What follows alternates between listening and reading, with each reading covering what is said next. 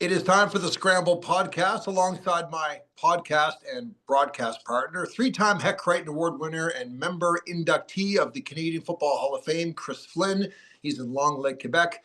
I'm Paul Hollingsworth inside my CTV office studio here in Halifax. And we have a special guest, TSN Football Insider, reporter, analyst, and very good friend, Dave Naylor. Dave, happy belated New Year. Good to see you. Thanks for joining us. Pleasure to be here, guys. Thanks for having me on.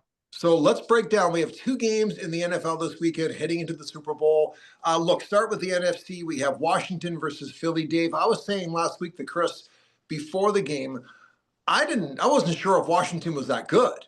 And now they're a game away, a win away from going to the Super Bowl.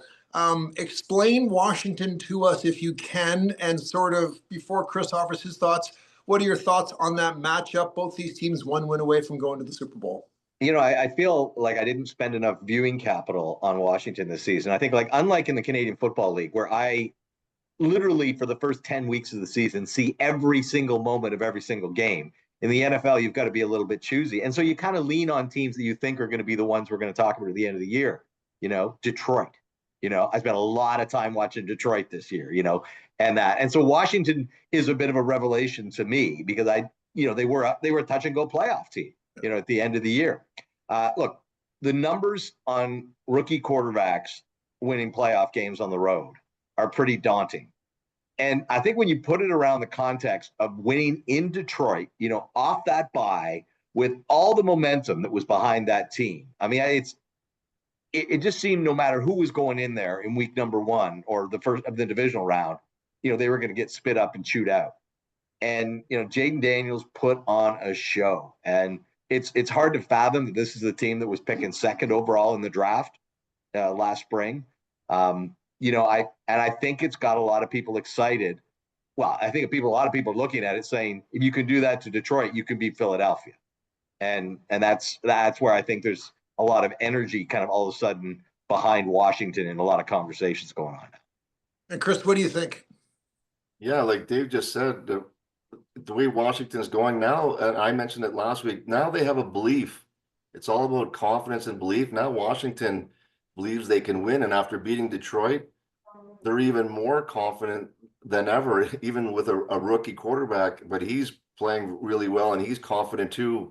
But I still feel like Philadelphia's got that, experience, and they got that running game, Saquon Barkley. Washington wasn't really able to stop the running game the first two games. So could Washington win? Absolutely. But Jalen Hurts, he injured his knee. What is he this week? Is he 70%, 80%? I'm going to assume he's good to go, and I think he's going to play better than he has in the first two playoff games. So I think he's going to play well.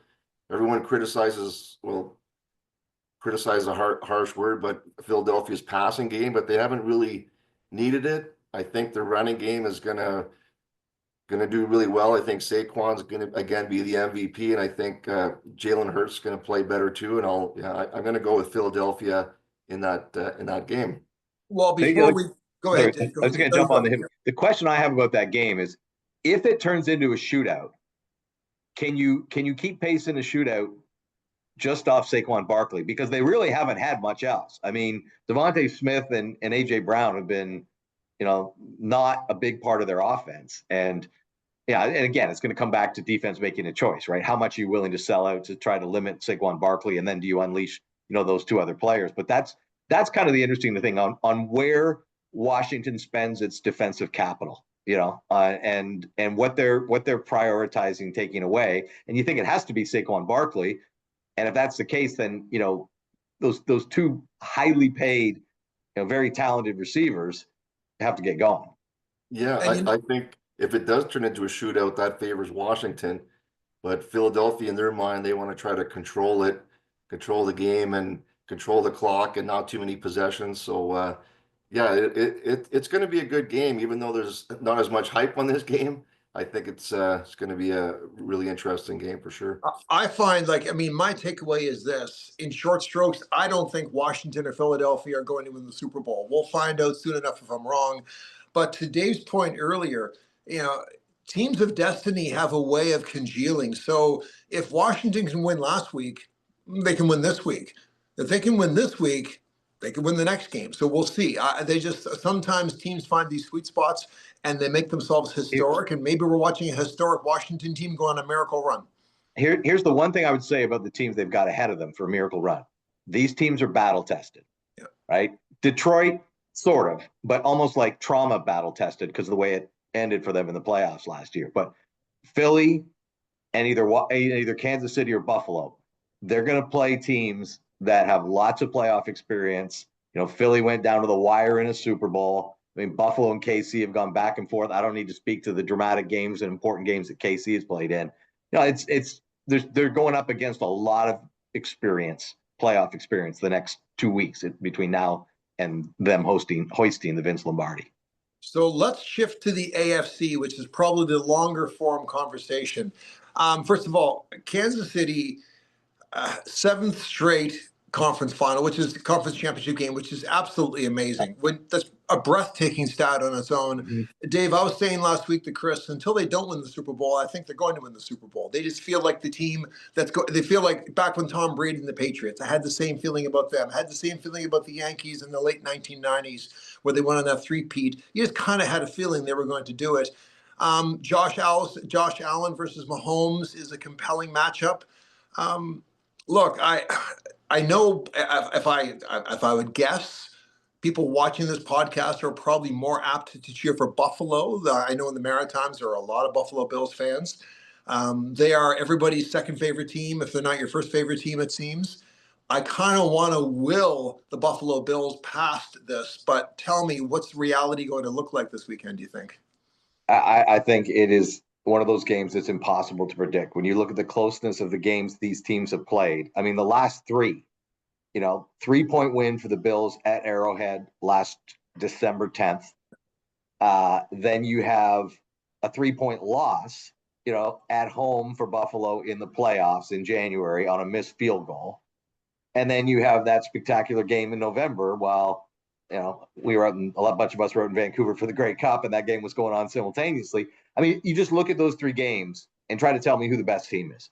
I think that's just, and so much of it is going to come down to, people saying, well, it's a quarterback battle.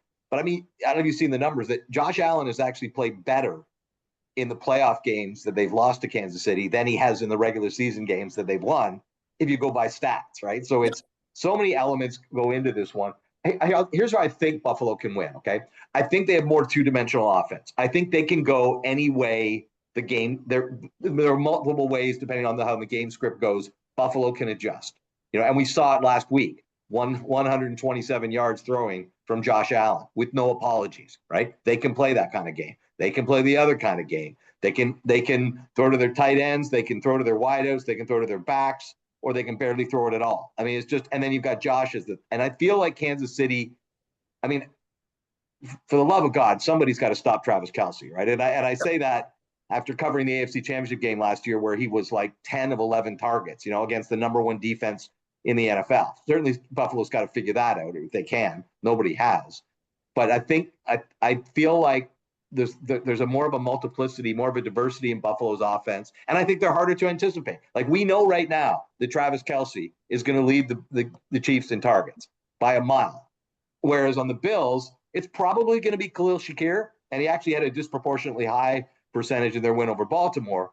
But there's that guessing game that teams just never nearly know what the Bills are going to be on a week-to-week basis. And I think that can give them an edge. Chris? Yeah, and mentioning at the beginning about this being a hard game to predict, absolutely. And I kind of feel about this Bills game as I did last week. I kind of thought the Ravens, I was very worried about the Ravens. I thought they were a really hot team. I thought they were going to be hard to beat. I was worried about that game. And in fact, Baltimore was a play or 2 away from winning the game. Now, even worse, it's the Chiefs. And you've heard me say on this show many times, like they never bet against the Chiefs. But having said that, first I'll say both defenses.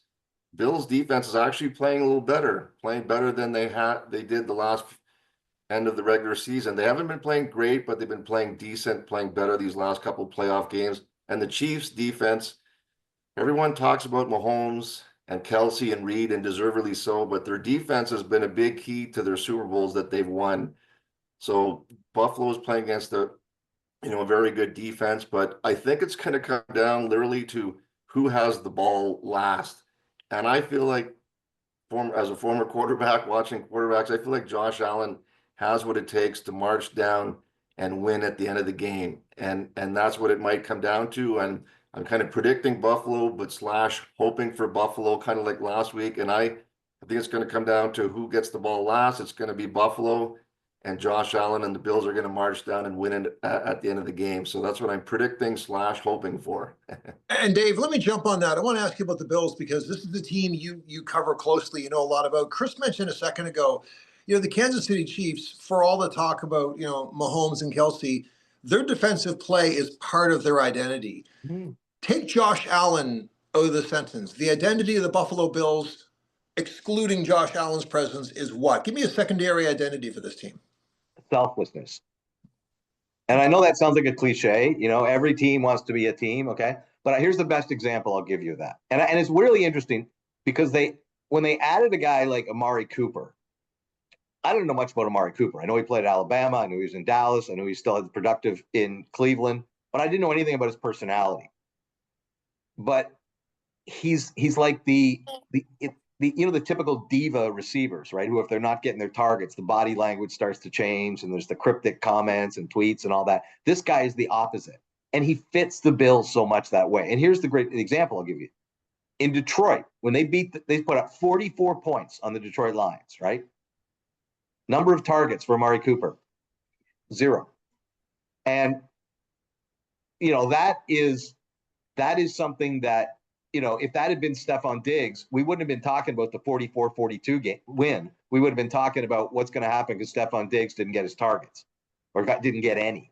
And I think the identity of this team is, I think you can kind of build it a little easier in a place like Buffalo, where the guys are kind of isolated. They're there usually only seasonally. They don't play in Buffalo. They play in Orchard Park, New York. So they tend to spend a lot of time together because there's not much in Orchard Park, New York. And I think you can kind of build that sort of team thing, which I think matters a ton in football. When the Bills were looking for a receiver this season, there was some thought they might go after Davante Adams in some reports. And I was talking to some other reporters and going, you watch this clip of Davante Adams on the podium last year where he said, yeah, we won, but I'm not just about winning. I'm about greatness. You think that's going to work here? Like, that is the antithesis of what the Bills are and what they've been. And I think it's legit, and the reason I say it's legit is because it's reflected in the way they play, and it's just not about, and it's really kind of been interesting because right from the Diggs trade, you saw them lay it down at minicamp last year. This is what our identity is going to be. This is how we're going to be. You saw them do it through training camp. And then to see it actually work, I think in the most optimistic of last training camp, we say the Bills are going to go with this everyone eats thing, and it's going to be selfless, and no one's going to know where the ball is going. Okay, you got rid of your $30 million receiver. I guess you got to come up with something, right? This Bills team scored more touchdowns than any Bills team in history. This Bills team scored more points than any Bills team in history. And this Bills team is the first NFL team in history to score 30 touchdowns through the air and 30 through the ground. So it actually worked. That's the identity of this team. That's wild. And Chris, I have one last question for you guys before we wrap it up. But Chris, do you want to pick up on that thought? Yeah, like those stats are amazing. I wasn't aware of that, but I mentioned in previous episodes, Paul, that I like Josh Allen. I like his personality and I like his humility. And what you're talking about, the team, that's kind of a reflection of him. That's the way he is. It is. So how can other stars not act that way if the quarterback's not acting like that? So I love that about Josh Allen and those stats you just gave. Maybe that's going to be the difference this year for them. And Patrick Mahomes, by the way, is like that too. Yeah. He's just like Josh Allen. Patrick Mahomes is a superstar like Michael Jordan level, yet he doesn't act that way. You can tell that's the way he is. And Josh Allen is the same way. In fact, Lamar Jackson's like that too. I think all three have a mutual respect for each other. But yeah, I like the way Josh Allen handles himself, the way he talks. I think his teammates really like and respect him. And that goes a long way too, especially like in big playoff games. And look, I'll wrap it up with this, guys. And I'll ask you both the same question. Dave, first to you. This is almost like a fan-based analysis question, but I grew up like we all did with the Oilers winning cups, the Canadians winning cups, Dallas Cowboys and Steelers when I was young, the Yankees. We know what the Bulls, mentioned the Bulls a second ago. We know what dynasties are like.